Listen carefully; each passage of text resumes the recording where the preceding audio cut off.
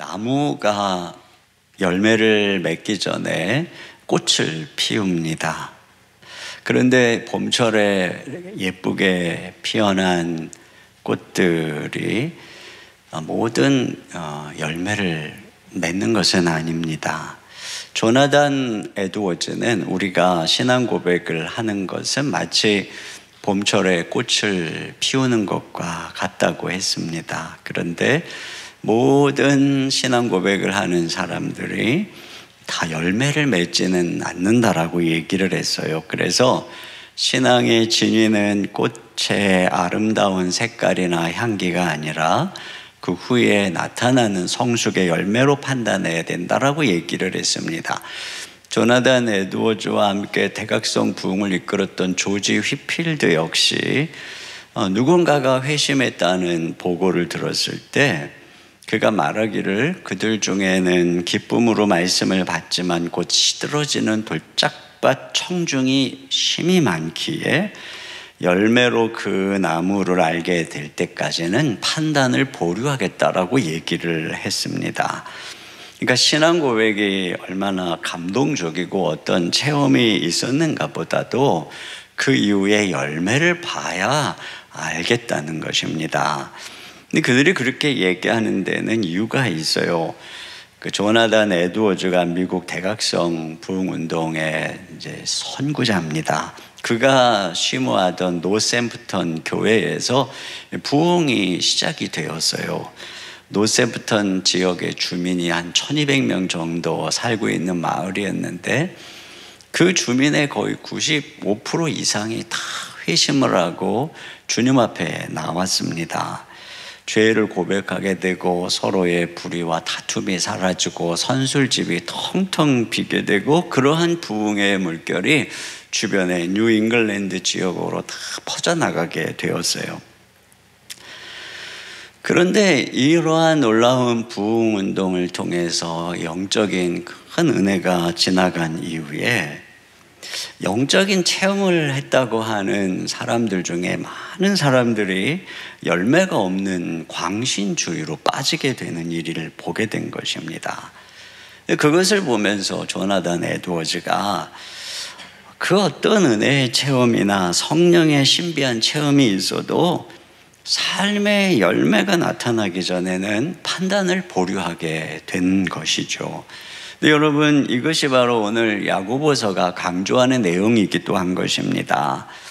그 믿음에 과연 긍휼이라고 하는 열매가 있느냐, 최고의 법인 사랑에 순종하는 행함이 있느냐, 그 행함이라고 하는 열매가 따르지 않으면 그 사람의 믿음은 헛것이다, 죽은 것이다, 이렇게 말씀을 하고 있는 것이죠. 오늘은 또 다른 측면에서 진정한 믿음을 가졌다면 맺어야 되는 열매를 얘기하고 있는데 그것은 바로 혀를 제어할 줄 아는 것이라고 말하고 있습니다. 이미 1장에서 경건한 사람의 표지가 혀에 있다고 그랬어요. 자, 1장 26절 한번 봅니다. 시작. 누구든지 스스로 경건하다 생각하며 자기 혀를 제갈 물리지 아니하고 자기 마음을 속이면 이 사람의 경건은 헛것이라. 네. 자, 그런 면에서 오늘 이 3장은 바로 이 혀에 제갈 물리는 삶에 대한 것입니다.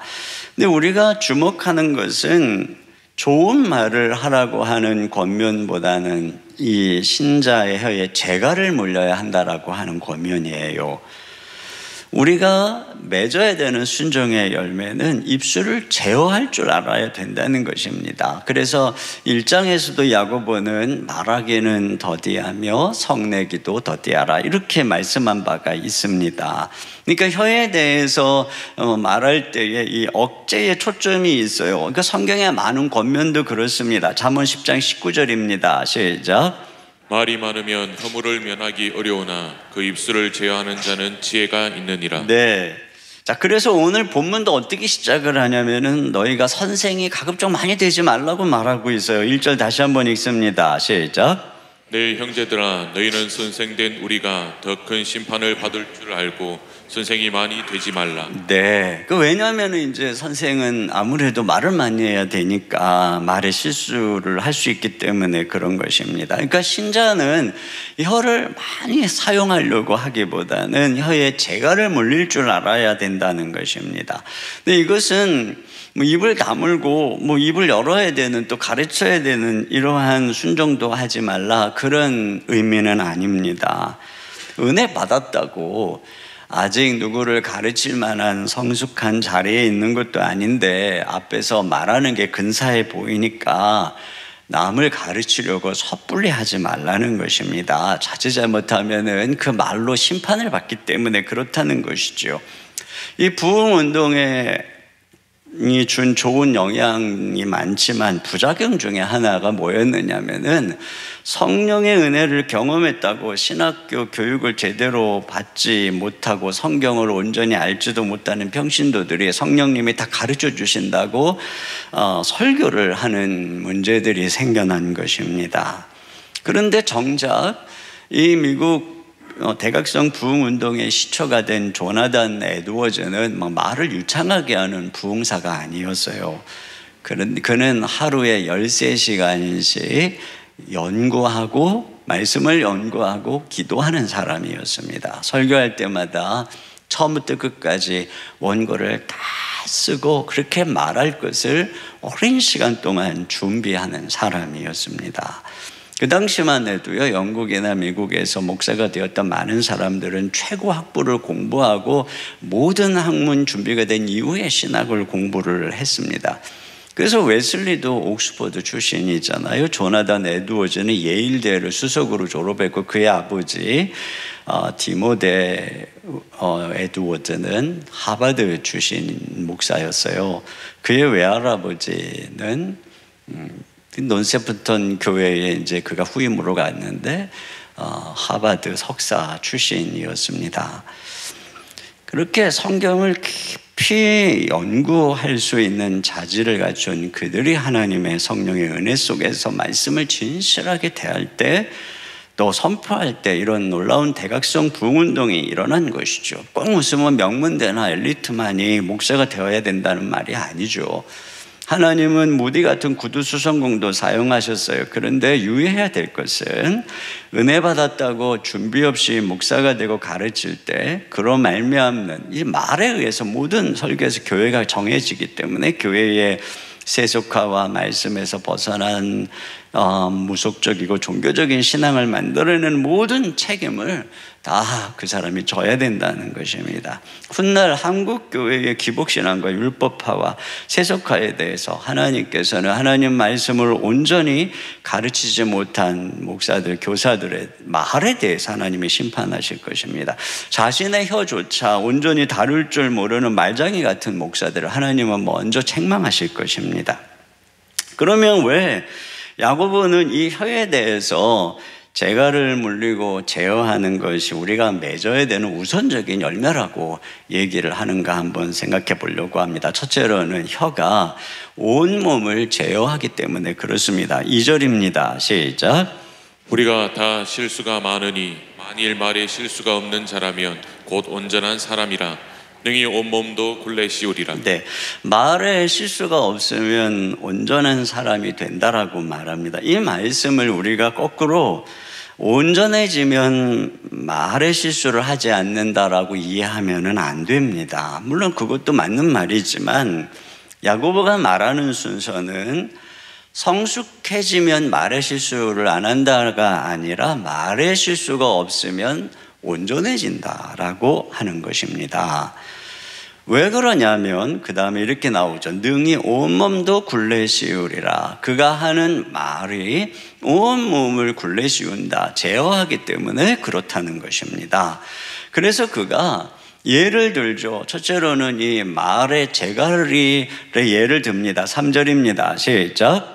우리가 말들의 입에 재갈 물리는 것은 우리에게 순종하게 하려고 그 온몸을 제어하는 것이다. 네, 아무리 거친 말이라 할지라도 그 말의 입에 재갈을 물리면 그것으로 그 말의 온몸을 제어해서 순종하게 할 수 있다는 것입니다. 시골에 큰 소의 콧노래를 하면은 아주 작은 소년이라도 그 소를 제어할 수 있게 되는 것과 같은 것입니다. 이처럼 우리가 이 혀를 제어함으로써 온몸을 제어할 수 있다는 거예요. 4절입니다. 시작. 또 배를 보라. 그렇게 크고 광풍에 밀려가는 것들을 지극히 작은 키로서 사공의 뜻대로 운행하나니. 네, 큰 광풍에 몰려가는 배도 사공이 이 키 하나로 노 하나로 뜻대로 운행하는 것처럼 우리의 삶의 광풍 같은 유혹과 시험이 다가온다 할지라도 이 혀의 말로 우리의 몸을 온전히 원하는 방향으로 이끌어갈 수 있다. 지금 그 말씀을 하고 있는 것입니다. 그러니까 야고보는 우리의 이 삶의 온전함, 거룩함, 경건의 핵심이 어디에 있는 것이냐면은 혀를 제어하는 데 있다라고 말씀하고 있어요. 말하기를 더디할 때 한마디를 해도 먼저 들을 줄 알고 준비된 말을 할 때 그 말이 우리의 삶을 거룩하게 빚어간다는 것입니다.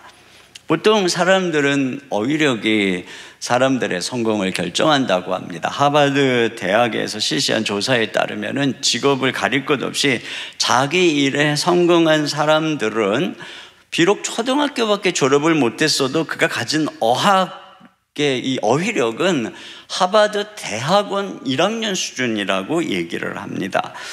근데 여러분, 이 어휘력이 왜 중요하냐면 우리가 무엇인가를 개념화시키고 그것을 내 생각이나 어떤 기억 속에 저장을 하려면 그것을 어휘력으로 묘사하고 표현할 수 있어야 합니다. 이렇게 언어와 말로 개념화돼서 그것이 내 말로 표현할 수 있을 때 그것이 내 마음에 저장이 될 뿐 아니라 삶에 영향을 미친다는 것이에요. 우리가 좋은 책들을 읽을 때 받는 유익이 뭐냐면은 그 저자의 언어를 통해서 내 안에 있는 감정과 상황을 표현하는 말을 발견하게 되는 것이지요. 그것이 그때 내 것이 되고 그것이 내 사고에 영향을 미치고 삶에 영향을 미치는 것입니다. 설교도 마찬가지입니다. 그냥 여러분이 이것을 읽을 때에는 뜻이 애매모호하죠. 그때는 아무리 성경을 100번을 읽어도 내게 영향을 미치지 않아요. 그런데 설교를 통해서 성경의 진리가 명확해질 때 그것이 여러분의 마음과 생각에 영향을 미치게 되는 것입니다. 이와 같이 말이, 혀가 우리의 삶을 이끌어가는 것이에요. 그가 가진 어휘력이 말이죠. 그러므로 그가 어떤 어휘를 구사하고 어떤 종류의 말을 하는가, 이것이 그 사람의 삶의 방향을 정한다는 것입니다. 또한 자기 연민이나 우울이나 음란한 생각이나 원망이나 이런 것들을 말로 명확하게 표현하기를 거부할 때 오히려 그것들은 우리 안에서 생존할 기회를 얻지 못한 채 사라져 버린다는 것입니다. 잠언 21장 23절입니다. 시작. 입과 혀를 지키는 자는 자기의 영혼을 환난에서 보전하느니라. 네, 이와 같이 말이 우리의 삶을 제어하는 것입니다. 탈무드에 보면은 말이 입안에 있으면 내가 말을 지배하지만 말이 입 밖에 있으면 말이 나를 지배한다, 이런 얘기가 있습니다. 실제로 그렇죠. 그래서 말로 자꾸 죽겠다 그러면은 정말 죽어요. 슬픈 노래를 자꾸 부르면 슬픈 사람이 되고 감사하는 말을 하면은 감사하는 인생이 되는 거죠. 그러니까 우리가 우리의 마음에서 떠오르는 대로 말하지 않고 혀를 억제할 줄 아는 것, 이것이 바로 경건의 시작이라고 하는 것입니다. 두 번째로, 혀는 파괴하는 불과 같기 때문에 제어해야 된다는 것입니다. 여러분, 우리가 혀를 잘 제어하면은 경건해질 수 있는 반면에 혀를 잘못 사용하면은 이것이 우리의 온 몸과 생애를 파괴한다는 것입니다. 그래서 이 혀의 위험성을 경고하고 있어요. 자, 5절 보겠습니다. 시작. 이와 같이 혀도 작은 지체로 돼 큰 것을 자랑하도다. 보라, 어떻게 작은 불이 어떻게 많은 나무를 태우는가. 네, 작은 불이 온 산에 많은 나무를 태우는 것처럼 혀가 이렇게 불과 같이 파괴적이라고 하는 것입니다. 자, 6절입니다. 시작. 혀는 곧 불이요 불의의 세계라. 혀는 우리 지체 중에서 온몸을 더럽히고 삶의 수레바퀴를 불사르나니 그 사르는 것이 지옥불에서 나느니라. 네, 여기 보니까 혀가 불의의 세계라고 얘기를 하고 있어요. 세계다, 코스모스 세계다. 이것은 여러분, 이 혀가 아주 작은 지체인데 여기서부터 나오는 온갖 악이 너무나 많기 때문에 이걸 세계라고 표현을 하는 거예요. 로마서 3장 13, 14절 같이 봅니다. 시작. 그들의 목구멍은 열린 무덤이요 그 혀로는 속임이 일삼으며 그 입술에는 독사의 독이 있고 그 입에는 저주와 악독이 가득하고. 네.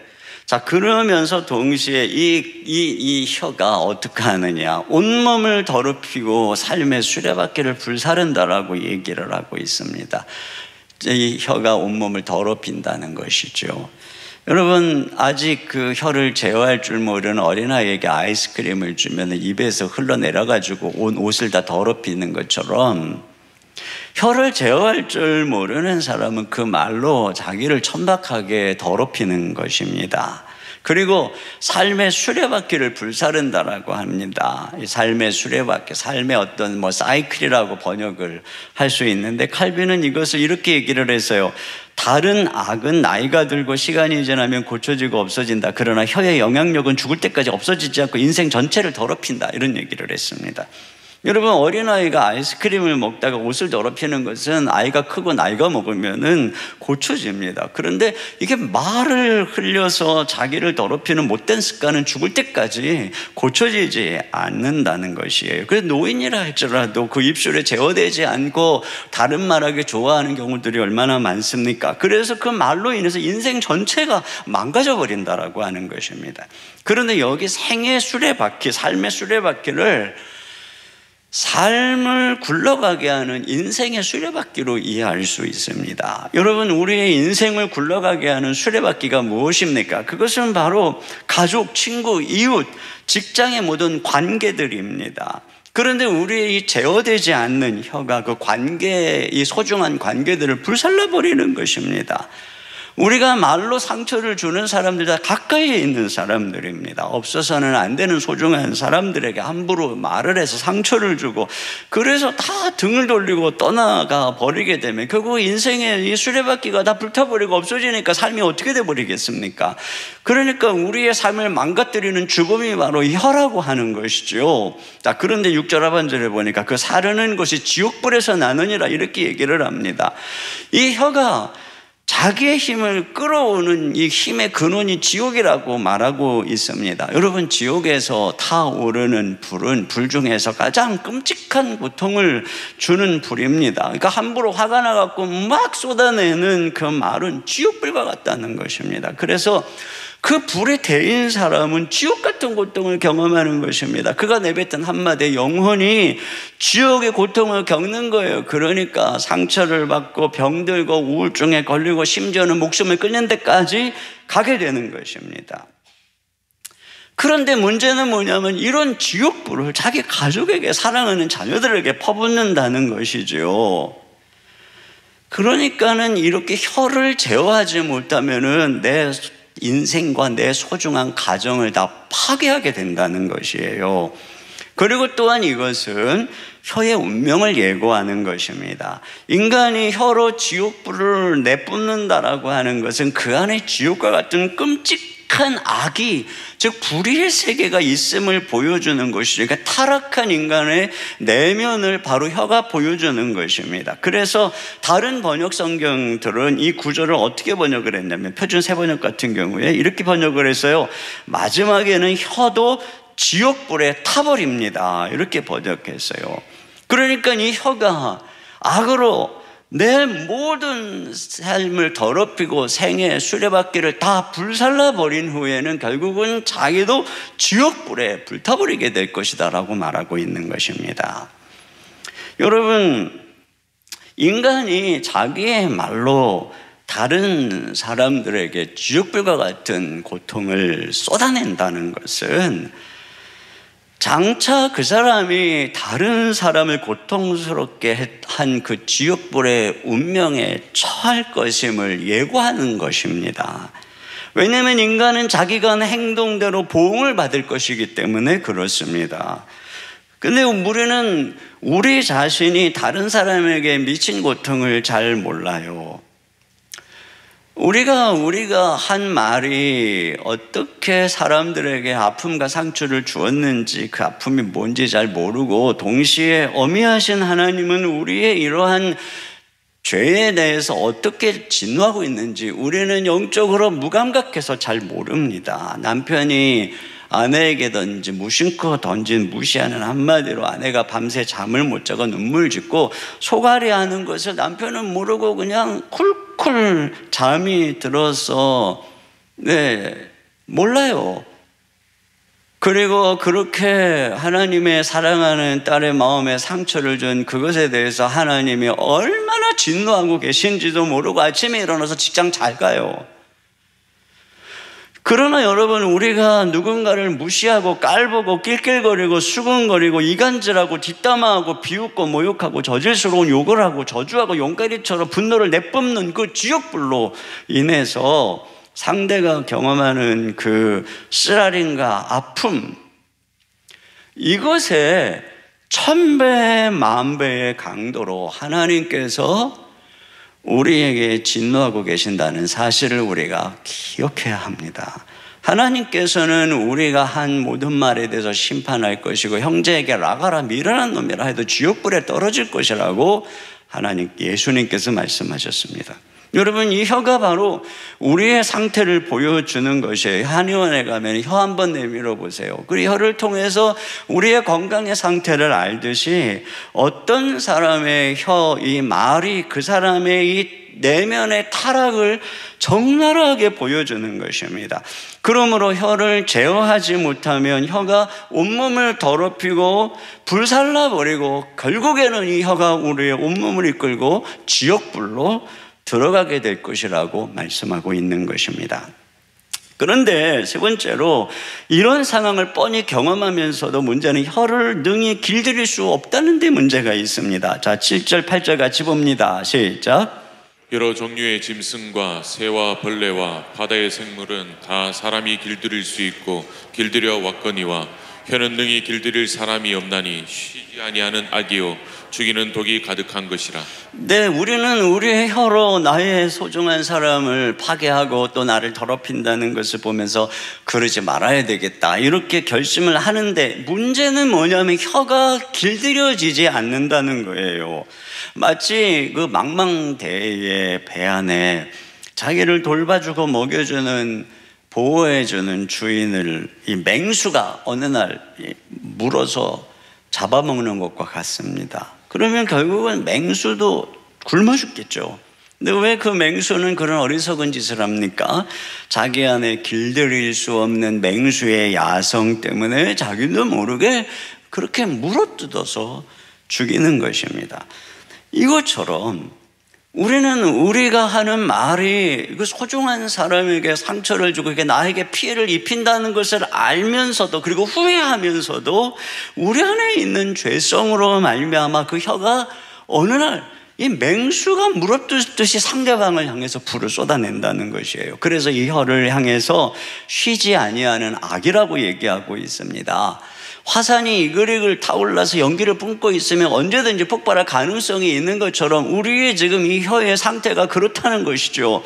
그리고 그 혀에는 죽이는 독이 가득한 것이라고 얘기하고 있습니다. 혀는 이 불태우는 화공의 능력뿐 아니라 독살의 능력까지 갖고 있어요. 그러니까 말만 먹으면 혀로 불살릴 수도 있고 독살할 수도 있는 것입니다. 그러므로 혀는 그야말로 길들일 수 없는 사자와 같아요. 그러면서 그런 면에서 우리 인간이 서로 함께 사는 것은 사자와 함께, 맹수와 함께 사는 것과 같습니다. 그래서 우리는 늘 상처를 받아요.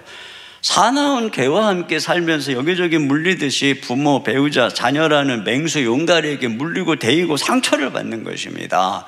언제 어떤 말로 나에게 지옥의 고통을 줄지, 어떤 도구로 내 온 몸과 마음을 썩어가게 할지 모르는 일이에요. 수없이 사과를 하고 화해를 해도 또다시 그런 일들이 생긴다는 것입니다. 여러분, 잠자리 나비 참새는 놔둬도 해롭지 않으니까 제어하지 않아요. 강아지 고양이는 길들일 수 있으니까 가두거나 묶어두지 않고 가정에서 같이 지내요. 그러나 길들일 수 없는 사나운 개나 맹수는 반드시 묶어두거나 철창 안에 가두고 제어하지 않습니까? 이것처럼 우리의 혀는 그와 같이 파괴적이고 악한데 길들일 수 없는 아주 무시무시한 맹수와 같다는 것이에요. 그러므로 우리에게 하는 말이 뭐냐면 그 혀를 억제해야 된다는 것입니다. 혀에 재갈을 먹여야 된다는 것입니다. 이 혀가 내 마음에 또 기본에 드는 생각대로 짓거리지 못하도록 억제를 해야만 한다는 것이에요. 그래야 그 위험에서 벗어날 수 있다라고 하는 것입니다. 네 번째로, 거듭난 신자조차도 혀의 악한 습성 아래에 놓일 수 있다는 것입니다. 자, 9절 10절입니다. 시작. 이것으로 우리가 주 아버지를 찬송하고 또 이것으로 하나님의 형상대로 지음을 받은 사람을 저주하나니 한 입에서 찬송과 저주가 나오는도다. 내 형제들아, 이것이 마땅하지? 네, 여기 보면 이 입술로 아버지를 찬송하는 그 사람은 분명히 그리스도인입니다. 교회 와서 하나님을 예배하는 신자입니다. 여기 내 형제들아 하고 말하는 거 보니까 그들은 분명히 거듭난 그리스도인입니다. 그런데 그가 그 입술로 하나님을 찬송하고 동시에 하나님이 지으신 사람을 저주한다는 것입니다. 한 입에서 찬송도 나오고 저주도 나온다는 것이에요. 이게 마땅치 않다. 이게 거듭난 신자에게는 마땅치 않은 행동이라는 거예요. 왜 그렇습니까? 11절 12절입니다. 시작. 샘이 한 구멍으로 어찌 단물과 쓴물을 내겠느냐? 내 형제들아, 어찌 무화과 나무가 감람 열매를, 포도나무가 무화과를 맺겠느냐? 이와 같이 짠물이 단물을 내지 못하느니라. 네, 샘이 어느 날 그 구멍으로 막 짠 바닷물, 물을 내다가 조금 있다 보니까 또 막 아주 달콤한 샘물을 낸다. 이런 일은 있을 수가 없다는 것이에요. 사과나무에 어떻게 배가 맺어지겠어요? 어떻게 배나무에 포도 열매가 맺어지겠어요? 이와 같이 우리가 이 같은 하나의 입술로 무슨 뭐 저주의 열매도 맺고 찬송의 열매도 맺고 이런 일은 있을 수가 없다는 거죠. 이거는 신자에게는 옳지 않다는 것입니다. 그런데 실제적으로 그런 일이 성도들 안에 일어나니까 지금 그건 우리에게 우리의 존재에 맞지 않다라고 지금 권면을 하고 있는 것이죠. 여러분, 여기서 우리가 뭐를 보게 됩니까? 이 혀가 오랫동안 죄의 하수인 노릇을 해왔기 때문에 우리가 거듭났어도 혀는 죄된 육체의 습성에 가장 사로잡히기 쉽다는 것을 보여주는 것입니다. 그러므로 우리가 거듭나면 그때부터 우리의 싸움은 뭐냐면 이 혀를 제어하는 것이 되어야 된다는 거예요. 이게 바로 신자의 가장 중요한 특징이고 맺어야 되는 열매인 것입니다. 여러분, 우리가 거듭났어도 혀를 제어하지 않고 그냥 놔두면 이 말이 우리 온몸을 제어한다고 그랬잖아요. 그러니까 삶은 과거의 옛날에 더럽고 거룩하지 못한 상태에 그대로 남게 되는 것입니다. 그래서 아무리 여러분 예배당에 와가지고 경건해 보이고 열심히 주를 섬기는 것 같아도 그 사람의 혀가 말이 변하지 않은 사람은 보이지 않는 곳에서, 가정에서, 직장에서 그 삶이 어떠할지 그 사람의 혀가 그대로 보여주는 것입니다. 혀를 제어할 때 비로소 진정한 경건과 거룩한 삶이 시작되는 것이에요. 자, 그러면 우리는 어떻게 혀에 재갈을 물릴 수 있을까 하는 것이죠. 첫째로는 혀를 의의 도구로 여겨야 된다는 것입니다. 여러분, 그리스도 안에서 우리 안에 일어난 일, 신분을 기억하는 거예요. 뭐냐? 우리는 예수님 안에서 이 몸이 이제 더 이상 불의의 죄의 병기가 아니라 하나님께 드려지는 의의 병기라고 했습니다. 그러니까 혀도 이제 우리에게는 더 이상 죄의 하수인이 아니라 의의 도구임을 우리가 기억하고 인정해야 됩니다. 그래서 이제 내 혀는 더 이상 악의 말을 퍼나르는 하수인이 아니다. 내 혀를 그렇게 사용하는 옛사람은 죽었다. 나는 새 사람이고 하나님의 종이다. 그러므로 이 혀는 의의 도구다. 하나님을 찬송하고 영화롭게 하는 입술이다. 여러분 좀 아까 찬송할 때 막 입술로 열심히 찬송하셨나요? 내 혀는 거룩하다. 내 혀는 정직하다. 내 혀는 온유하다. 내 혀는 화내지 않는다. 더럽고 거짓되고 분노하는 말은 내 혀에 어울리지 않는다. 여러분 이렇게 여기는 것입니다. 우리가 그런 존재이기 때문에 그렇게 여길 때 그렇게 살게 되는 것입니다. 아이가 말도 안 듣고 말대꾸하고 그러면 막 슬슬 화가 나고 열받으려고 그럽니다. 그러면 입에서 막 용가리처럼 지역불이 나가려고 할 때 그때 우리는 생각해야 됩니다. 내 혀는 더 이상 불의 도구가 아니다. 불을 뿜던 과거의 혀는 죽었다. 내 혀는 인내하고 칭찬하고 격려하는 도구다. 여러분 이렇게 우리가 생각하기 시작하는 것, 그때 이런 일이 일어나는 것입니다. 자, 두 번째는 뭐냐? 기분이 아니라 믿음으로 말해야 된다는 것입니다. 자, 우리가 여긴다고 그래서 부글부글 끓던 우리 마음의 순간처럼 막 고요해지고 평안이 오고 천사처럼 바뀌는 것이 아닙니다. 그러므로 그 다음 단계에서 해야 되는 일은 내 마음의 기분의 상태와 상관없이 내 존재에 맞게 말하기로 결심하는 것입니다. 기분이 아니라 믿음으로 말하는 것이죠. 여기서부터 우리의 진짜 믿음의 싸움이 시작되는 거예요. 이 말에서부터. 오래전에 서울여대 장경철 교수님이 우리 교회 자주 오셨는데 그 교수님하고 식사할 때마다 참 많은 지혜를 배우는데 그분이 저에게 가르쳐준 지혜 중에 하나가 뭐냐면 항상 자기는 말과 마음을 경쟁시켜서 말이 이기게 한다는 거예요. 말이 이기게 한다. 근데 여러 번 말씀드리죠. 이거 되게 중요하기 때문에 저는 이 조언이 정말 저에게 도움이 되는 거예요. 그러니까 지금은 뭐 내 기분이 어떻든 상관없어요. 그냥 내가 이제 말하는 거예요. 이 말이 이기면 되는 거예요. 그래서 내 기분과 상관없이 말을 은혜롭게 하고 진리의 말을 하고 전해야 될 하나님의 말씀을 전하는 것, 이게 바로 믿음의 싸움이라고 하는 것입니다. 여러분 하나님께서는 우리 마음의 감정을 보는 게 아니라 우리의 말을 보는 것입니다. 아직 우리 옛사람의 습성으로 우리 마음이 부글부글 끓어오는 것을 하나님이 뭐라고 하지 않아요. 그것에 대해서 우리가 어떻게 말을 내뱉고 반응하느냐를 주님이 보는 것입니다. 우리는 말이 보이지 않으니까 책임이 없이 내뱉지만 하나님은 이 말에서부터 우리의 행동으로 간주하는 것입니다. 그래서 여러분 우리가 말을 행함 없는 말을 할 때 그 말은 무책임한 행동으로 가치 없는 행동으로 여기는 거예요. 빈말을 하든 나쁜 말을 하든 원망을 하든 이 말에서부터 하나님이 우리의 행동으로 간주하고 판단하고 심판하는 것입니다. 그러니까 중요한 것은 우리가 무슨 기분을 느끼느냐, 속으로 무슨 생각을 하느냐가 아니라 지금 이 말에서 무슨 말이 나가고 있느냐, 이것이 중요한 것이죠. 그렇기 때문에 이 말을 잘하기 위해서 어떻게 해야 되느냐, 말과 마음의 기분을 경쟁시키라는 말이에요. 그래서 이 마음의 기분과 싸워서 말이 이기게 나오게 해야 된다는 것입니다. 이게 바로 말을 제어하는 것입니다. 여러분 거듭 말씀드리지만 거듭났어도 우리의 삶이 바뀌려면 말이 먼저 변화되어야 되는 것입니다. 여전히 예수님 믿고도 자꾸 믿기 전에 언어를 사용하면 그 언어의 지배를 받아서 내 삶의 변화가 일어나지 않는 거예요. 습관처럼 망했어, 죽겠어, 뭐 잘 안 될 것 같아, 뭐 애군이 있나 봐, 지질이 내 팔자야, 막 이런 말 잘하면 그런 말의 열매가 내 삶에 맺어지는 것입니다. 그런 면에서 하나님 앞에서 새 사람으로서의 어휘력을 구사해야 됩니다. 나는 의인이다. 나는 거룩하다. 나는 하나님의 사랑받는 자녀이다. 나를 향한 하나님의 생각은 저주가 아니라 축복이다. 나는 치유받았다. 나는 건강하다. 나는 이 시대를 향한 하나님의 방법이다. 나는 하나님 나라의 상속자다. 나의 모든 삶의 모든 것들이 합력하여 선을 이룰 것이다. 이렇게 말해야 되는 것입니다. 그러면 그 말이 나의 삶을 주장하는 것이죠. 이 혀가 내 온 삶을 주장하는 것입니다. 여러분 이것을 우리는 기도에도 적용시킬 수 있습니다. 늘 우리의 기분은 어때요? 우리의 기분은 기도하기 싫어요. 아침에 일어나서 기도의 입술을 열어야 되는데 기분이 뭐라 그래요? 나 지금 기도할 기분은 아니다. 다른 것을 먼저 하고 싶다. 핸드폰에 기사 검색을 먼저 하고 싶다. 이메일을 먼저 확인하고 싶다. 카톡을 먼저 확인하고 싶다. 이렇게 생각합니다. 그때 이러한 우리의 생각과 기분과 싸워서 우리의 말이 이기게 해야 됩니다.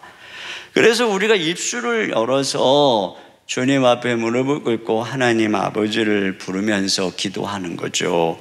그러면 우리 입에서 나간 그 말이 어느덧 우리의 삶을 주장합니다. 그 말이 나를 사로잡습니다. 그리고 우리 입에서 나간 말이 나가서 일합니다. 하나님께서 우리의 말을 들으시고 우리가 부르는 이 기도소리를 들으시고 우리 가운데 임재하십니다. 그래서 아침부터 하나님과 동행하며 내 삶에 주님의 은혜로 말미암아 생기가 나타나고 내 지각과 삶이 깨어나기 시작하게 되는 것입니다. 이처럼 우리가 항상 우리의 말이 우리의 기분과 컨디션과 옛사람의 생각과 싸워서 이기게 할 때 우리는 기도할 수 있는 사람이 되고 우리의 삶은 새로워지는 것입니다. 이것은 전도에도 마찬가지입니다. 여러분, 사도행전에 보면은 마귀는 어떻게 쓰든지 주의 복음을 전하지 못하게 합니다. 그러나 그들에게 성령이 임할 때 성령님께서는 그들로 하여금 그 모든 걸 이기고 말하게 합니다. 여러분, 왜 이게 중요하죠? 우리가 복음을 전파하는 그 말 한마디에 사람들의 운명이 달라지기 때문에 그렇습니다. 그러므로 복음을 전파하는 입술을 여는 것도 싸움인 것입니다.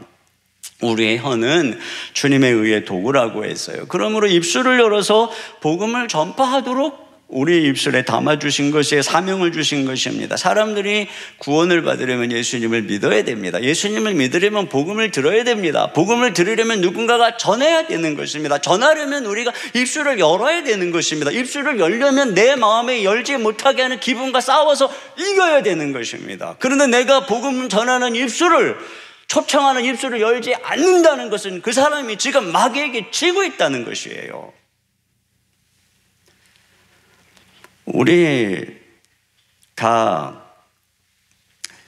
정성스럽게 믿지 않는 가족을 위해서 손편지를 쓰는 거, 여러분, 이게 지금 내가 말로 싸워서 이기고 있는 것입니다.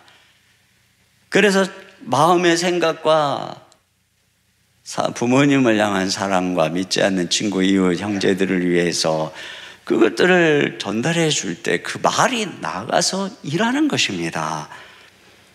또 오늘 여러분에게 소개했던 것처럼 뭐 설거지나 또 안마나 뭐 여러 가지 쿠폰들, 이런 것들을 가지고 나누어 주고, 내가 20일까지 섬길 때니까 언제든지 쿠폰을 사용해 주세요. 그래서 기회가 되면 그들을 섬길 기회를 갖게 되고, 그렇게 함으로써 마음을 열고, 그러면 얘가 왜 이러나 그러면 한 가지 소원만 들어주세요. 그날 우리가 주일날 예배 드릴 때 우리 같이 예배 한 번만 드려주세요. 저는 아빠가 그러는 게 저의 소원이에요. 이런 말 왜 못하겠어요? 남편이 그런 말 왜 못하겠어요? 그러면 앉아있을 때 그 귀에 복음의 말씀이 들려지고 말씀을 듣고 마음이 열려지고 회개하고 구원받는 역사가 일어나면 한 영혼이 완전히 변화되는 일들이 이 간단한 이 말에서 시작이 되는 것입니다. 그런 면에서 마지막으로 우리는 기도를 하되 특별히 우리의 혀가 의의 도구로 사용되게 해달라고 매일 기도해야 됩니다. 우리가 항상 주님 앞에 드려야 되는, 올려드려야 되는 기도는, 주님, 오늘도 이 몸이 주님에 의해 병기입니다. 오늘 하루도 시작할 때 주님, 내 몸이, 네 모든 지체가 의의 도구로서 쓰임받게 해주십시오. 주님, 오늘도 저의 혀가 의의 도구로 주님 앞에 붙들려지기 원합니다. 쓰임받게 해주시옵소서. 내 입술에 파수꾼을 세워주시옵소서. 여기 시편 141편 3절 다 같이요, 시작. 여호와여, 내 입에 파수꾼을 세우시고 내 입술의 문을 지키소서. 이렇게 기도하는 것입니다. 그럴 때 성령님께서 우리의 혀를 붙잡아 주시고 우리의 입술을 붙잡아 주시고 우리를 통해서 하나님의 말씀이, 진리의 말씀이 선포되는 그러한 능력을 주시는 것입니다. 엘리자베스 엘리엇의 이야기인데요, 그의 아들 토미와의 이야기입니다.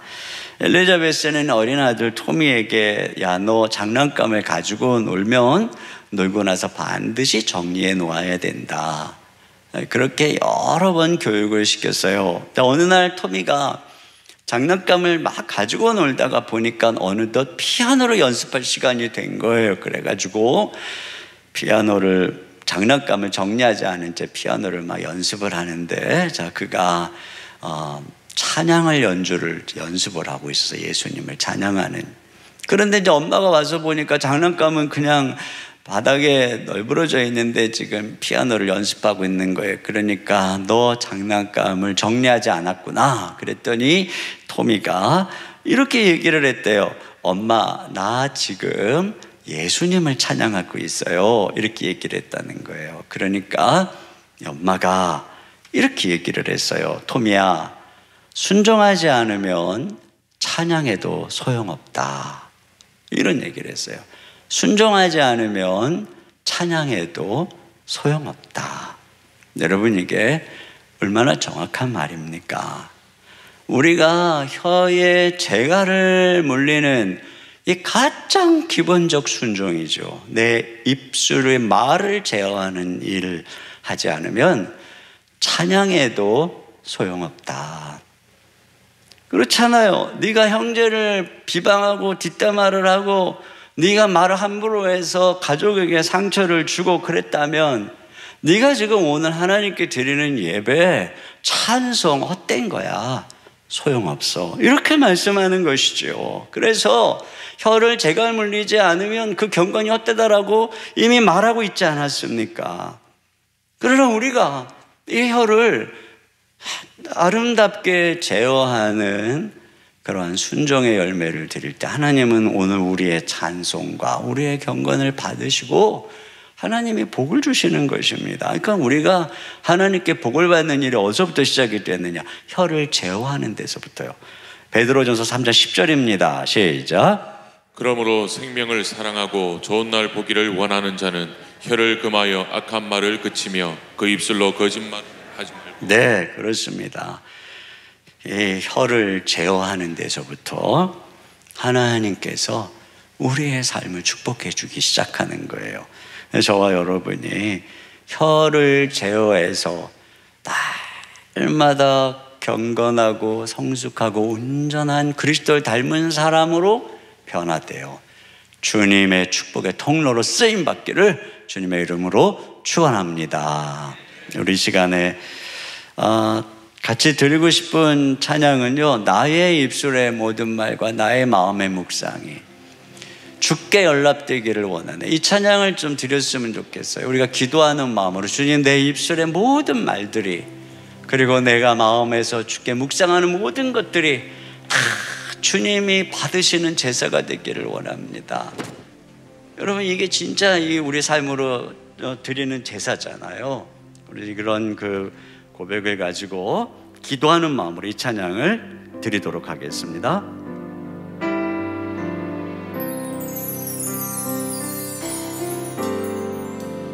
나의 입술의 모든 말과 나의 마음의 묵상이 주께 연락되기를 원하네. 생명이 되신 주님,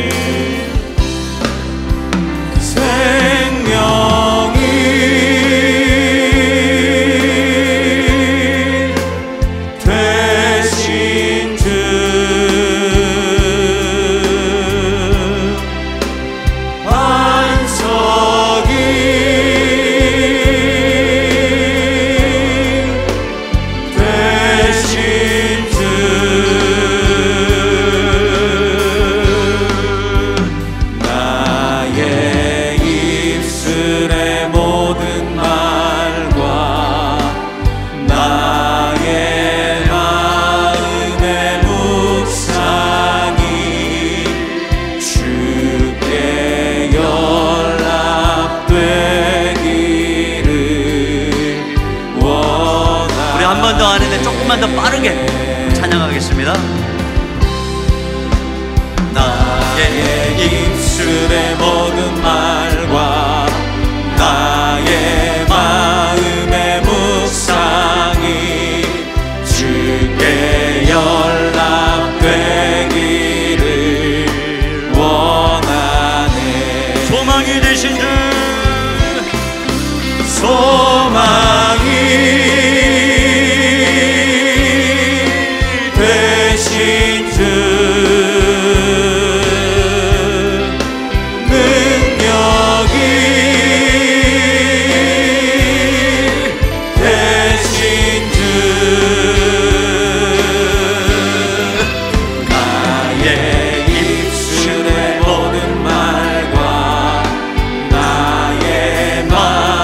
마음의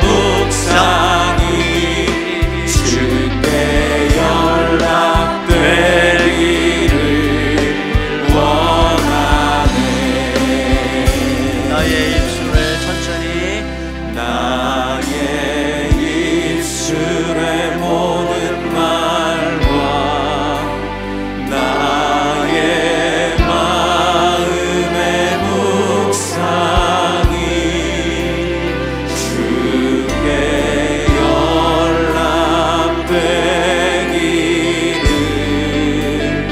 원하네.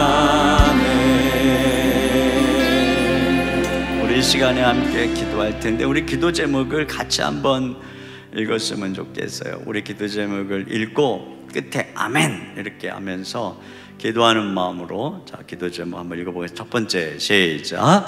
나의 입술로 가족들에게 상처를 주고 삶을 더럽혔던 죄를 용서하여 주소서. 아멘. 두 번째, 혀를 제어하는 것이 거듭난 우리의 진정한 싸움임을 깨닫고 말로 경건한 삶을 빚어가는 온전한 사람이 되게 하소서. 아멘. 세 번째, 기분과 마귀의 방해와 싸워 이겨 믿음의 말, 기도와 전도의 입술을 열어 우리의 혀를 의의 도구로 사용하게 하소서. 아멘. 우리 시간에 같이 한 목소리로 기도하며 나가겠습니다.